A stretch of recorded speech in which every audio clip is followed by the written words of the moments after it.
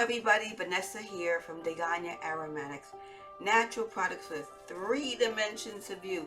You are a spirit, you have a soul, and you live in a body that is fearfully and wonderfully made.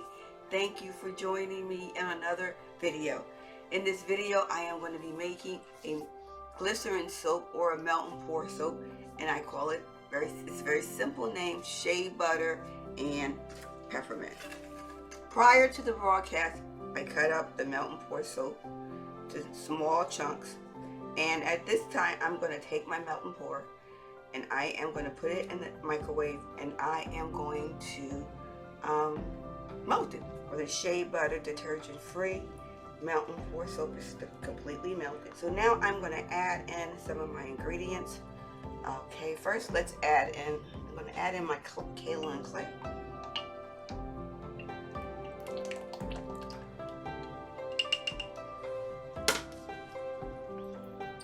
And what I did prior to the broadcast or the video, I mixed my kaolin and clay with a little bit of alcohol, 91%. This will make it be easy. It makes it easier for it to integrate into the melt and pour soap. It's good. So I'm just going to stir this up.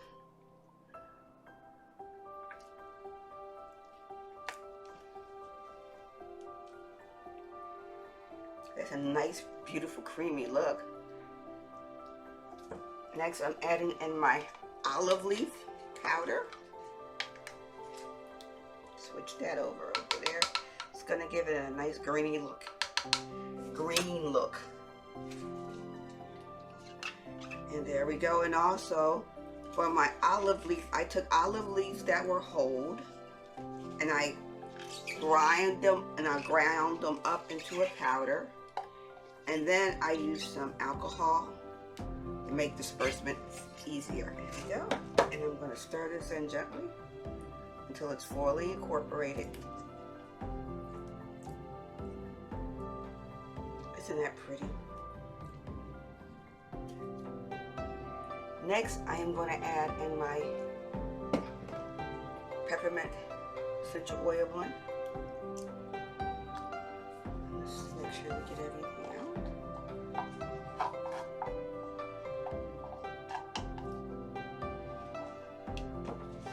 And this does smell wonderful.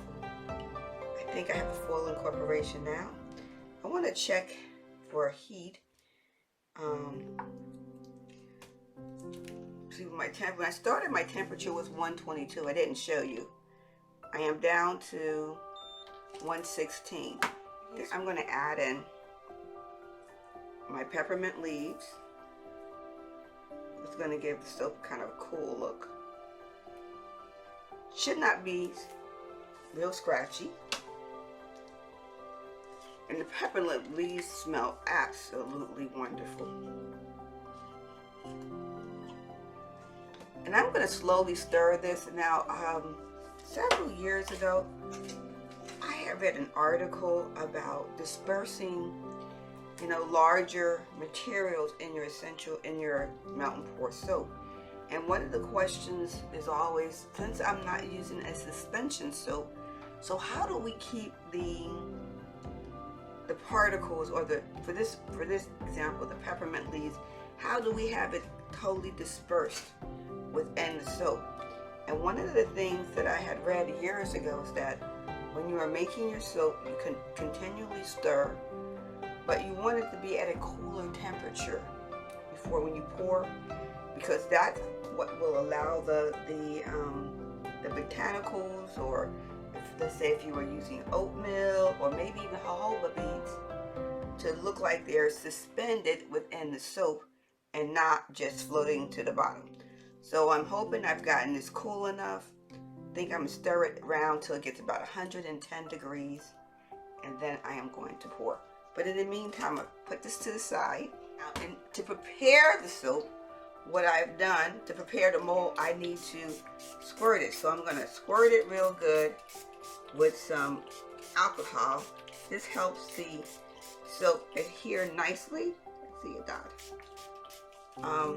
To the to the mold.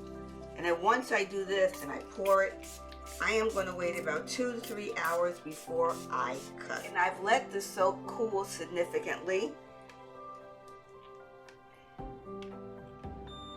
My temperature is at 110, and I stir it back and forth a couple times because of what's, you know, the hotter soap is usually at the bottom.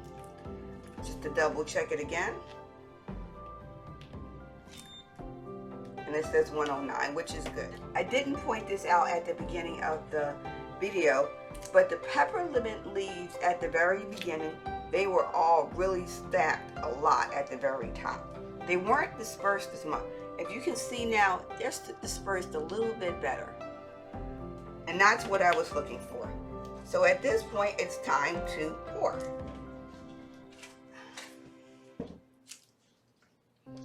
And just to go back over, just to make sure I get good adherence, even though I've already squirted one time, piece of peppermint leaf there.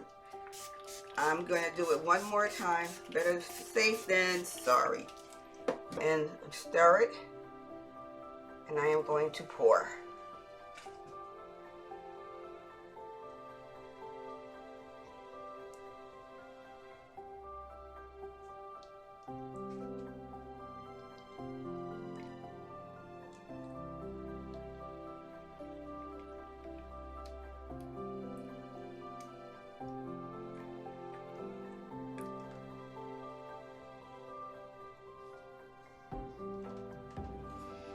Now if we notice, let me see if I can just make sure it's well balanced here. And this is a hard one because it's still loose. It's not kind of like a hot process or cold process. That's good.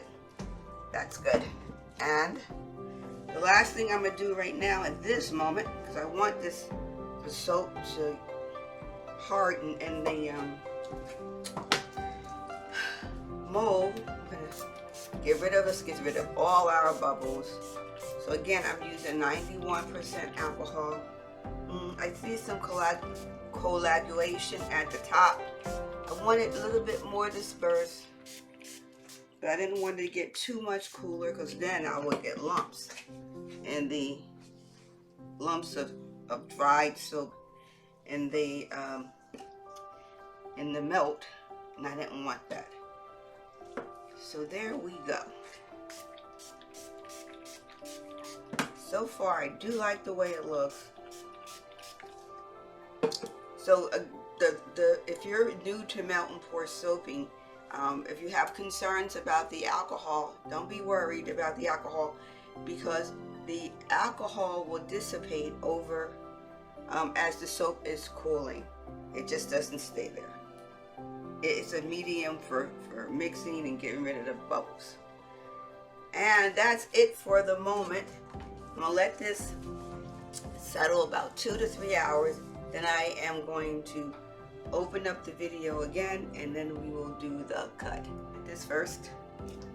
1, 2, oops.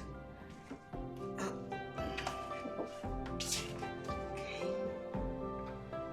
2.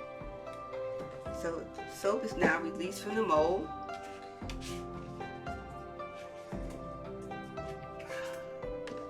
Take this here and flip it over, and it should come out without issue. Well, at least I'm not expecting issue, and it's coming out pretty nicely. And pull it in the back. Oh, that's pretty. Put this on the side for a moment. And there we go. Look at our soap. Isn't that beautiful? And I am using a pizza cutter, and I am going to cut the soap.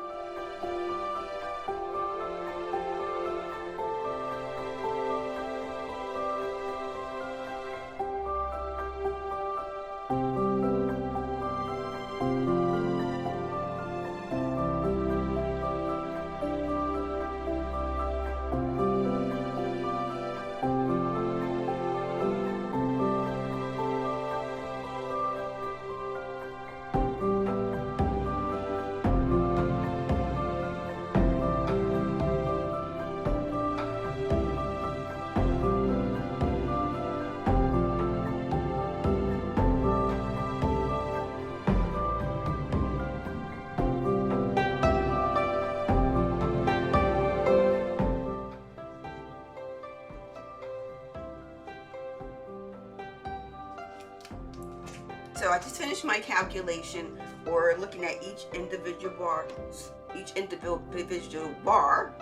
and the soap will weigh, the bars of soap weigh between 5 ounces to 5.4 ounces. This is Vanessa from Degania Aromatics.